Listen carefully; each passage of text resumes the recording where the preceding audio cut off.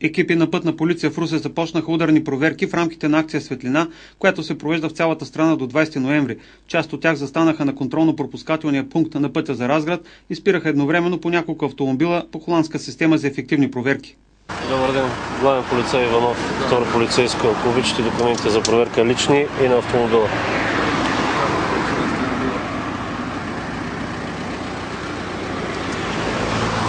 Полицата за гражданска отговорност тук ли?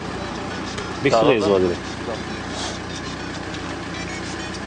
Повечето шофьори бяха наясно, че от 1 ноември трябва да карат с включени къси светлини, но имаше и такива, които бяха забравили, а други имаха неизправности. И в двата случая отнесоха глоба от 20 лева. Вие карате на габарити, габаритите не са за светлина, която е регламентирана. Карате на къси светлини, понеже нямате и дневни. Дайте документи.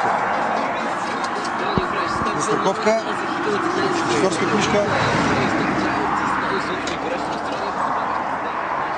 Знаете ли за акция Светлина? Моля? За акция Светлина знаете ли? Знам. Знаете. Защо не си бяхте включили късти светлини? На габарити бях. Защото те няма. Трябва да сте на къс светлини.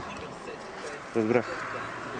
Ако заради проблеми с светлините водачите създадат предпоставки за катастрофа, санкцията може да нарасне до 150 лева. За износени гуми шофьорите трябва да се бръкнат за 50 лева. Ако пък бъдат хванати през нощта с неизправност по фаровете, ще бъдат спирани от движение.